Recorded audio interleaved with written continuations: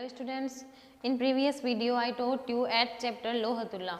Today I will teach you, we will do question answer of this chapter.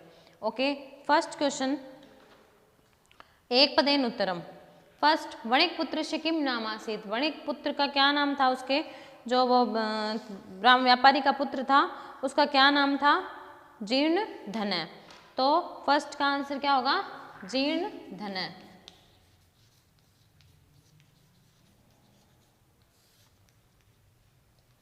जीर्ण धन. Next question, तुला है के भक्षिता आसीत. तराजू जो थी वो किसके द्वारा खा ली गई, तो किसके द्वारा खा ली गई थी, मुश्कई.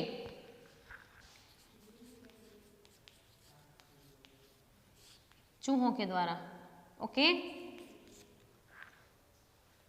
तुला कीदृशी आसीत. तुला कैसी थी, तराजू कैसी थी, तो तुला कैसी थी, लोह घटिता, लोहे की बनी हुई, लोह घटिता.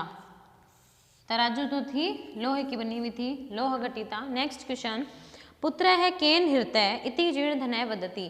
पुत्र किसके द्वारा हरण किया गया है, अपहरण कर लिया गया है, ऐसा जीर्ण धन ने कहा. तो किसके द्वारा हरण किया गया पुत्र, शयनेन, सयेन, बाज द्वारा.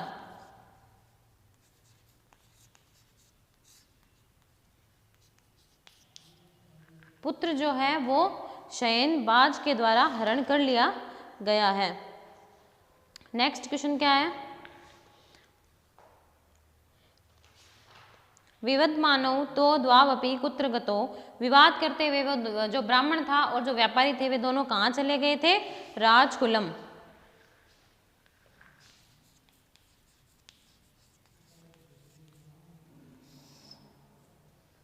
राजकुलम. ओके. देखो इस फोर्थ क्वेश्चन में ये शयन नहीं होगा, यहाँ पर शयनेन होगा.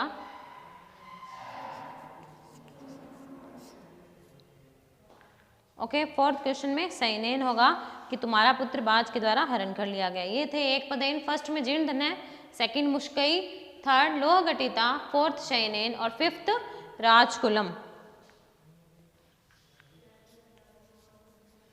नेक्स्ट क्वेश्चन, अधोलिखिता नाम प्रश्न नाम उत्तराणी संस्कृत भाषायाम लिखत. तो ये जो है ये पूर्ण वाक्य है. देशांतरम गंतुम इच्छन वणिक पुत्र है किम व्यपचिंत्यत. देश मतलब विदेश में जाने के लिए जो व्यापारी का पुत्र था वो क्यों सोच रहा था, क्यों जाना चाहता था, क्या सोच रहा था. तो इसमें लिखो, वणिक पुत्र है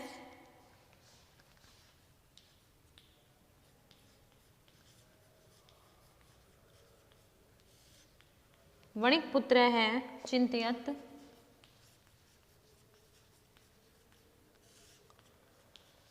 यत्र पूर्व भोगा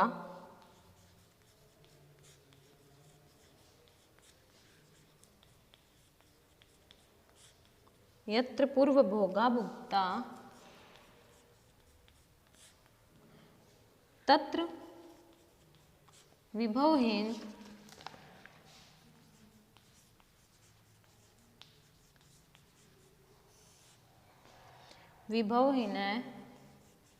सन न वसेत.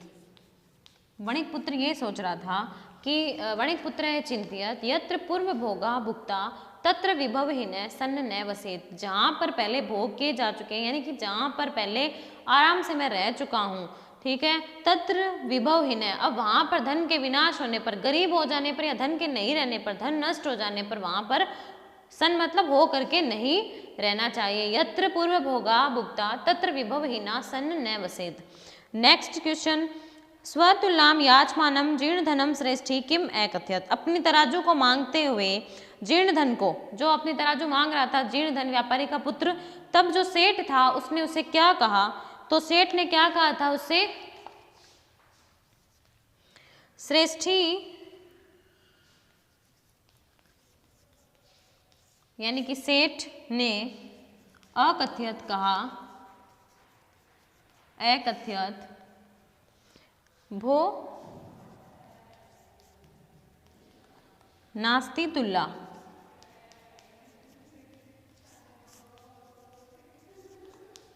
तुला सा तू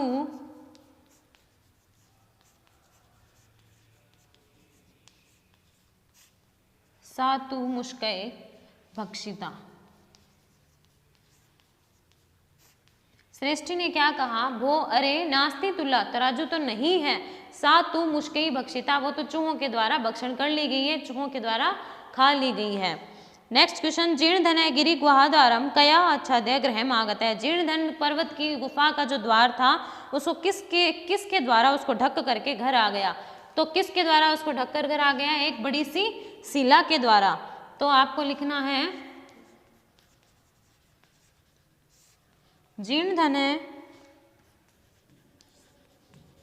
गिरी गुहा द्वारम महत्या, महत्या यानी बड़ी सी शिलया,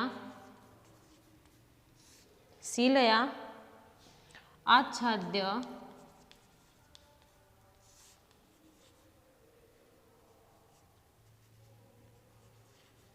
महत्या शिलया आच्छाद्य गृहम आगत है।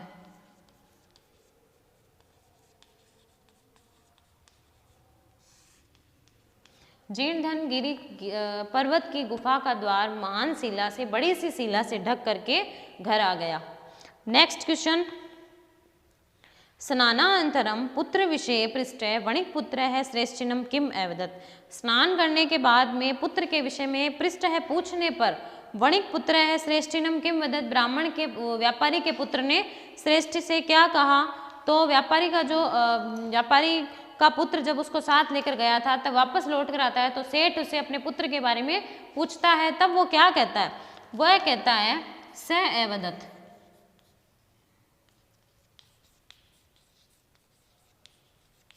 स अवदत, तब पुत्र है नदी तटात, तब पुत्र है नदी तटात शयनेन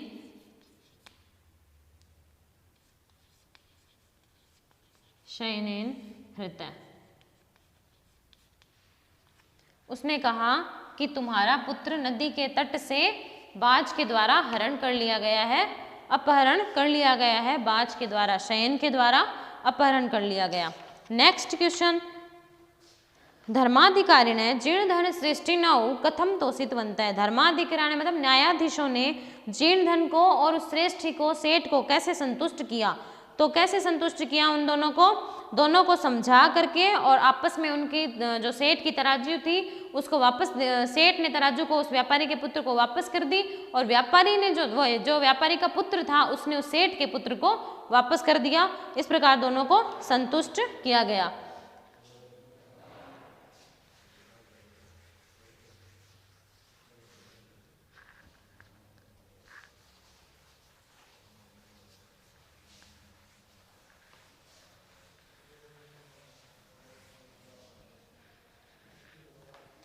आगे लिखेंगे फिफ्थ का आंसर,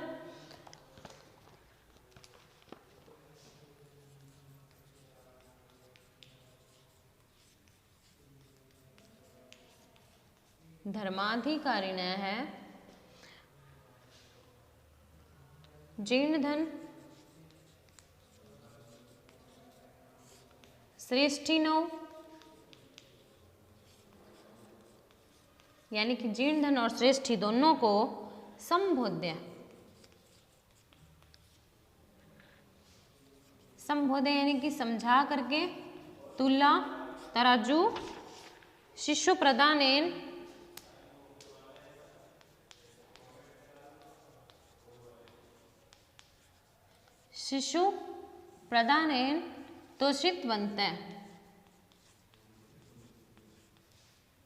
तोषितवंत धर्माधिकारी ने, जो न्यायाधीश थे, उन्होंने जीर्ण धन को और श्रेष्ठिनों यानी कि सेठ को संबोध्य समझा करके तुला तराजू और शिशु दोनों को आपस में प्रदान करके और संतुष्ट कर दिया। ओके, नेक्स्ट क्वेश्चन, स्थूल पदानि अधिकृत्य प्रश्न निर्माणम कुरुत। तो प्रश्न निर्माण करने हैं। जीर्ण धन विभक्षयात तेषांतरम गंतुम इच्छन व्यचिंत्यत। जीर्ण धन है वो अपने धन के नष्ट हो जाने के कारण विदेश जाने की इच्छा के लिए सोच रहा था। तो जीर्ण धन है, जीर्ण धन है की जगह पे क्या आ जाएगा, कह। जीर्ण धन है क्या है, बाकी सेंटेंस आपको वैसे ही लिखना है, लास्ट में क्वेश्चन मार्क लगाना है। नेक्स्ट क्वेश्चन, श्रेष्ठिने शिशु स्नानम उपकरणम आदाय अभ्यागतेन सह प्रस्थित है।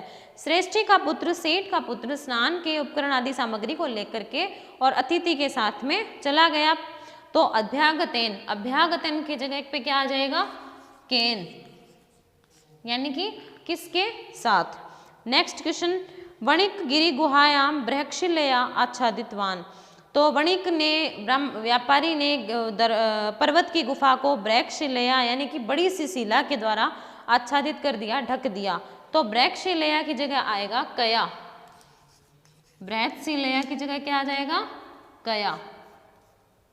बाकी पूरा आपको वैसे ही लिखना है, लास्ट में क्वेश्चन मार्क लगाना है। नेक्स्ट, सभ्य तौ परस्परम संबोध्य तुला शिशु प्रदानेन संतोषितो।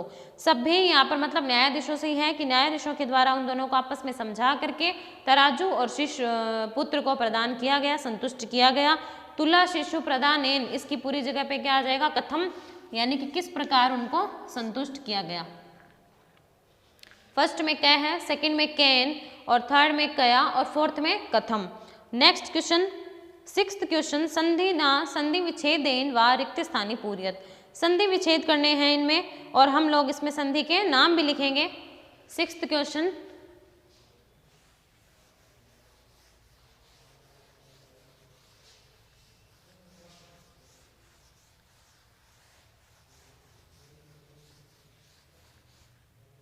सिक्स्थ क्वेश्चन में देखो, फर्स्ट जो है वो है श्रेष्ठया है।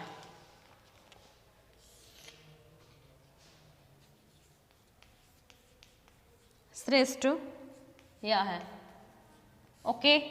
सेकंड द्वापि, थर्ड पुरुषोपार्जिता, फोर्थ यथेच्छया। पहले हम शब्द लिखेंगे, उसके बाद में इसका संधि विच्छेद समझेंगे और फिर इनके नाम लिखेंगे। स्नानोपकरणम,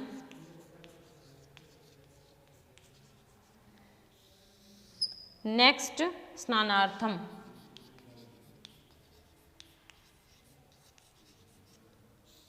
स्नानार्थम, ओके। अब देखो श्रेष्ठ क्या है, श्रेष्ठ आ का क्या होगा, श्रेष्ठी प्लस आ है, श्रेष्ठी प्लस आ है। मैंने आप लोगों को बताया था कि जब ई और ऊ के बाद में कोई भी स्वर आता है तो उसका क्या बन जाता है, यह बन जाता है। यहाँ पर देखो प्लस के पहले ई स्वर आया, इसका यह बन जाएगा, और जब यह बन जाएगा तो उस पर जो उसके बाद में जो स्वर है उसकी मात्रा उसके ऊपर लग जाएगी। ई का हमने यह बना दिया, ठे जो है वो आधा रह गया, ठे जो है वो आधा रह गया, ई जो है उसका यह बन गया, उसके बाद में जो स्वर है उसकी मात्रा लग गई, ये क्या बन जाता है, श्रेष्ठया है। ये ऐसे श्रेष्ठया बन गया। अब इसमें संधि कौन सी है, ई और ऊ का जिसमें वह बनता है वो कौन सी संधि होती है, यण संधि। ये हो गई यण संधि। नेक्स्ट है द्वाव अपि, द्वाव अपि, इसमें आव आ रहा है तो इसमें संधि हमें पता चल गई कौन सी है, अयादि संधि। और जो अयादि संधि है उसमें जो औ आता है उसका आव बनता है, तो द्वौ प्लस अपि, ये संधि हो गई अयादि, अयादि संधि। नेक्स्ट पुरुषोपार्जिता, ओ की मात्रा की जो संधि आती है, ए या ओ की मात्रा कौन सी संधि में आती है, गुण संधि में, तो ये क्या हो जाएगा, पुरुष प्लस उपार्जिता, संधि गुण संधि। गुण संधि में ए या आ के बाद में जब ई आता है तो वो ए बन जाता है, और ए या आ के बाद में जब ऊ आता है तो उसका ओ बन जाता है। ए के बाद में ऊ आया है, यहाँ पर ओ बन गया, ये संधि हो गई गुण संधि। नेक्स्ट इसमें भी वही है, ए की मात्रा आई है तो ये गुण संधि होगी यथा, यथा प्लस इच्छया। ए या आ के बाद में ई आती है तो ए बन जाता है, ये कौन सी संधि है, गुण संधि, गुण संधि। नेक्स्ट स्नानोपकरणम, ओ की मात्रा आई है यहाँ पर भी, तो स्नान प्लस उपकरणम, इसमें भी गुण संधि। ओके, नेक्स्ट स्नानार्थम, आ जो है दीर्घ स्वर किस में आते हैं, दीर्घ संधि में। यहाँ पर आ आया है दीर्घ स्वर, तो यहाँ हो जाएगा स्नान प्लस अर्थम। इसमें कौन सी संधि है, दीर्घ संधि। ये हो गई संधि। ओके, श्रेष्ठया में यण संधि, द्वावपि में अयादि संधि, पुरुषो उपार्जिता गुण संधि, यथेच्छया गुण संधि, स्नानोपकरणम गुण संधि, स्नानार्थम दीर्घ संधि। ओके स्टूडेंट्स, इस लेसन के क्वेश्चन आंसर कंप्लीट होते हैं। नोटबुक में आपको जो मैंने बोर्ड पे कराई है तीनों क्वेश्चन आंसर ये आपको नोटबुक में करने हैं, first question, second question and sixth question. Okay, thank you, have a nice day.